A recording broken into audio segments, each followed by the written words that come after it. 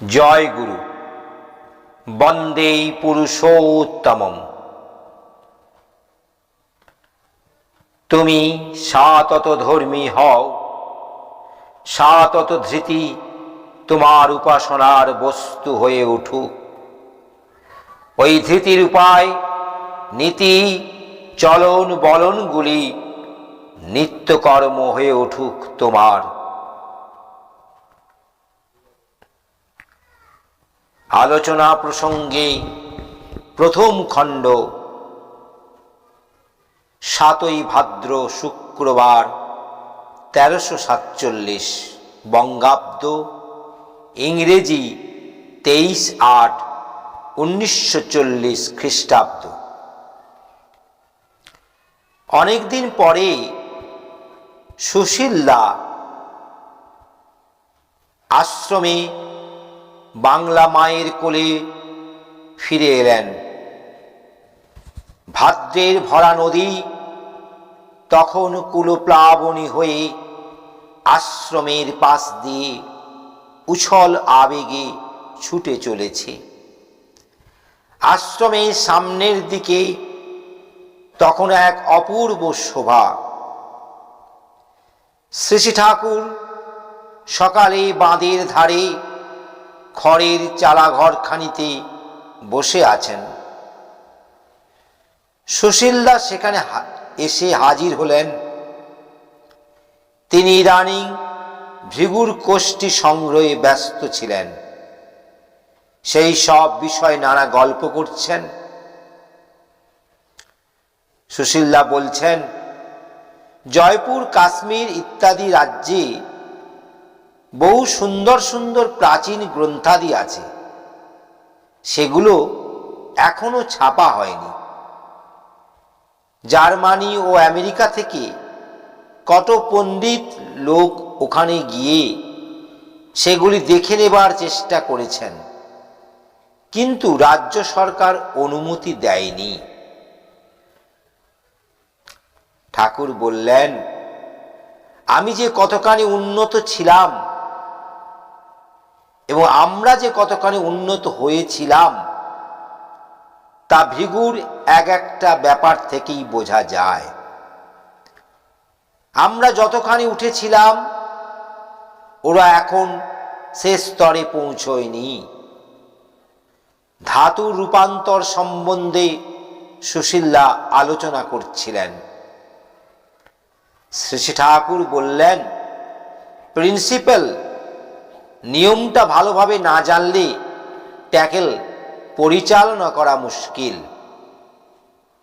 পুনর্জন্ম সম্বন্ধে কথা উঠল। ঠাকুর বললেন, আমার মনে হয় মানুষ যে দশায় মারা যায় সেই দশাতেই, অর্থাৎ সেই গোচর ফলে জন্মে। একজনের জন্মলগ্ন থেকেই সেইটি রিভার্ট করে, অর্থাৎ উল্টিয়ে তার পূর্বজন্ম জানা যেতে পারে। কোন পয়েন্টে থেকে রিভার্ট করতে হবে সেটা ঠিকভাবে বুঝতে হবে। গোপাল একবার আমাকে বলেছিল, আপনারটা উল্টিয়ে রামকৃষ্ণদেবের জীবন হয়, সেটার পিছনে বুদ্ধদেবকেও পাওয়া যায় ইত্যাদি। আমি তখনই ওকে বারণ করলাম, বললাম, এমন তোরও কথা বলতে নেই। ফল কথা, লগ্নটা যেন সূর্যের মতো ওঠে। একই স্থানে অবিকল একই লগ্নে দুই ব্যক্তি জন্মগ্রহণ করতে পারে না। সুশীলদা শ্রী শ্রী ঠাকুরকে জানালেন যে এক ভদ্রলোক মারা যাওয়ার পর তার বন্ধু ও বন্ধু পত্নী তার বিষয়ে আলোচনা ও চিন্তা করতে করতে পরস্পর মিলিত হন এবং সেই রাতেই উক্ত বন্ধু পত্নীর গর্ভে তিনি স্থান লাভ করেন। পরজন্মে তিনি জাতিস্বর হওয়ার দরুন এটা পরীক্ষিত হয়। ঠাকুর বললেন, এটা হওয়াই সম্ভব। এই জন্যই শাস্ত্রে আছে, স্বামী স্ত্রী যেখানে নির্জনে থাকে সেখানে যেন অন্য রকমের ইম্পালস সাড়া না থাকে, তাতে একটা সোল ইন অর্থাৎ আত্মা গর্ভে স্থান লাভ হওয়ার পক্ষে ব্যাঘাত হতে পারে। আর স্বামী স্ত্রী যেখানে নিভৃতে একত্রে শুয়ে থাকে সেখানে অন্য কারো যাওয়া নাকি পাপ। এই সব কথা বলার পর ঠাকুর কথায় কথায় বৃদ্ধ পারিপার্শ্বিকের অত্যাচার সম্বন্ধে নানা কথা বললেন। ঠাকুর বললেন, এই আমার উপর উজাড় করে মানুষের জন্য করেছি, আর মানুষও উজাড় করে আমাকে অত্যাচার করে। আমি তখন মাসে ৩,০০০ টাকা বাইরে দিই, অথচ মা মাসে ৩০০ টাকা করে আমার কাছে চেয়েছিলেন। আমি তা মাকে দিতে পারিনি। এ আমার কম দুঃখ নয়। অভাবের তাড়নায় মা শেষটা আপনাদের কাছে হাত পাততে বাধ্য হতেন, আর আমি যাদের দিয়েছি তারা সেটা দান বলে ভাবেনি, দাবি বলে ধরে নিয়েছে। লিখে দেওয়ার কথায় সবাই চটে যেত, রাগ করত। আমি কিছু বলতাম না, আমার কাজ আমি করে যেতাম, আমার ওতে কিছু স্বার্থও ছিল না। কিন্তু লিখে না দেওয়ার আজ এই অবস্থায় দাঁড়িয়েছে। আমার কাছ থেকে নিয়ে থুয়ে আজ আমার উপর যারা এমন অকথ্য অত্যাচার করছে, তাতে যদি তাদের খানিকটা ভালো হতো তাও খানিকটা সান্ত্বনা ছিল। কিন্তু এত করে তারা নিজের ক্ষতি করেছে যে সবচাইতে বেশি সেই আমার মস্ত আফসোস। শেষটা আমার কথা শুনতো না, আমি কিছু বলতেও পারতাম না। সেবার উৎসবে 2 ধামা সোনা জোগাড় করেছিল। আমি বললাম মোটরের দামের জন্য 400 টাকা দিতে, তাও দিল না। কেষ্টদাস একজনের কাছ থেকে অপমানিত হয়ে আমার কাছে এসে যখন পড়ল, আমি বললাম, তুই এইভাবে চল, দেখবি ব্রাহ্মণরাও তোকে ভক্তি করবে। আমার কথা মতো চলে সত্যি সত্যি তাই হলো। অমুকদা একদিন ওকে প্রণাম করতে গেলে ও ছুটে পালালো। আর কত কি হলো, শেষটা সহ্য করতে পারল না, মাথা বিগড়ে গেল। আরও কয়েকজনের ওই সঙ্গে গিয়ে জুটল। প্রফুল্লজি বললেন, ঠাকুরের টাকা, পাবলিক মানি, সাধারণের টাকা, এ ধরনের একটা ধুয়ো উঠেছে। তাতে আমি সেদিন একজনকে ধমক দিয়ে বললাম, আমার ঠাকুরের টাকা যদি পাবলিক মানি হয় তবে উকিল, মুক্তার, ডাক্তার, প্রফেসর কার টাকা পাবলিক মানি নয়? এরা প্রত্যেকে সেবা বিক্রি করে টাকা নেন, আর আমার ঠাকুরের ভালোবাসার টানে প্রত্যাশা রহিত হয়ে প্রাণপণ মানুষেরা সেবা করে যাচ্ছেন সর্বতোভাবে। তাঁর সেবা ভালোবাসাময় নিরুদ্ধ সেবার মূল্য দেওয়া যায় না। তবু মানুষ তাকে ভালোবেসে প্রাণের টানে যৎকিঞ্চিত অর্ঘ্য দিয়ে ধন্য হতে চায়, আত্মপ্রসাদ লাভ করতে চায়। তাই তো অর্ঘ্য, তাই তো তার প্রাপ্তি। নিজের চরিত্র যোগ্যতা বলে এই যে সাত্ত্বিক অর্জন, তাহলে কিনা পাবলিক মানি, সাধারণের টাকা, আর দুনিয়ার প্রত্যেকের উপার্জন হলো কিনা নিজস্ব। এই কথা শুনে সে একেবারে চুপ। ঠাকুর বললেন, আমি বুঝি, আমি আমার যা কিছু নিয়ে পরমপিতার সম্পদ, এবং প্রত্যেকেই তাই।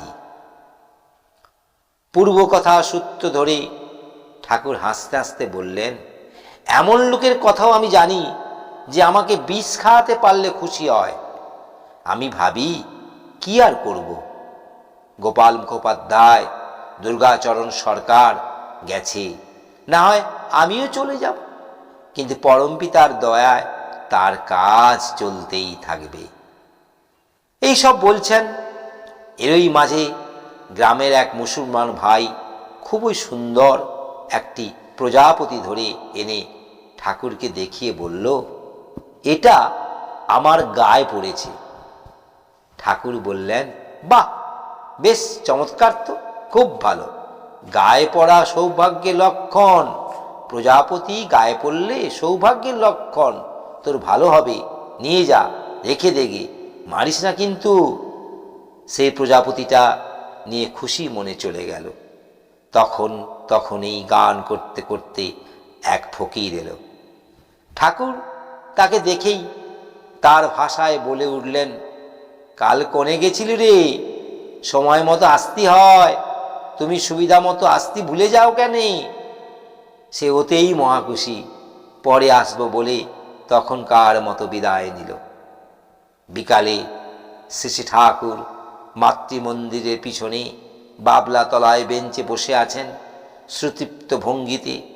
অনেকেই উপস্থিত আছেন। জ্যোতিষদা অর্থাৎ যতীন্দ্রনাথ কর আর একটি দাদার সুবিধাবাদী স্বভাবের কথা বলছিলেন।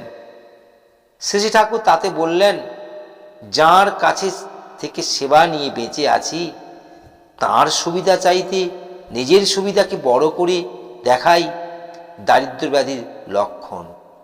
যে এরকম করে, তার কনসেপশন, ধারণা যতই বড় হোক না কেন, সে দারিদ্র ব্যাধিগ্রস্ত নিশ্চয়ই।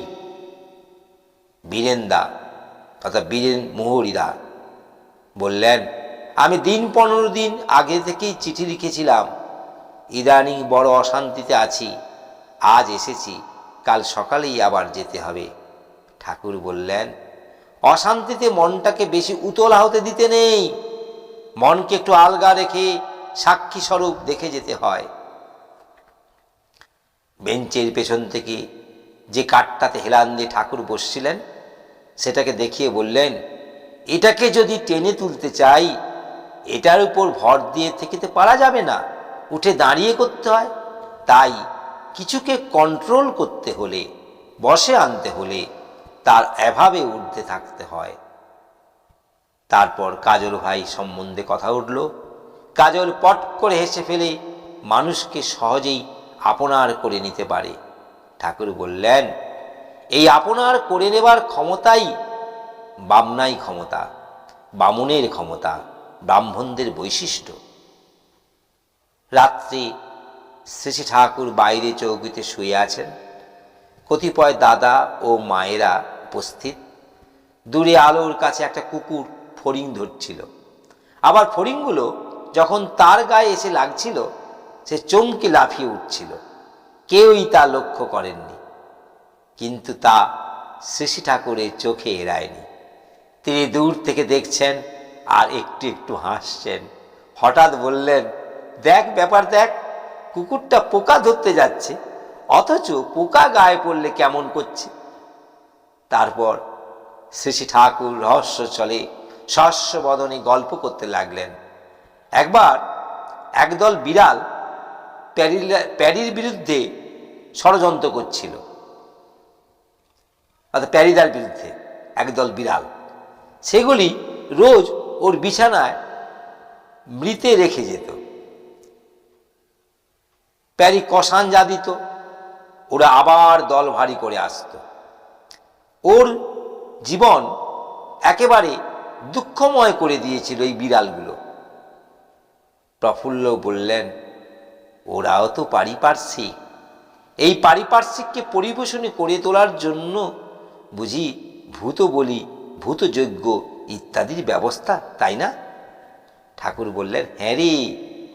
প্রফুল্ল বললেন, আচ্ছা, ওরা কি আমাদের ভাষা বুঝতে পারে?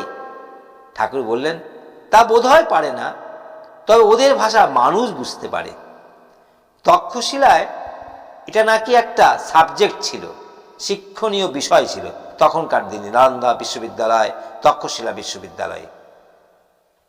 এরপর ঠাকুরের কাছে কাগজ পড়া হলো এবং যুদ্ধ সম্পর্কে আলোচনা চলতে লাগলো। এই বলে ঠাকুর আজকের মতো বিদায় নিলেন। জয় গুরু, বন্দে পুরুষোত্তম।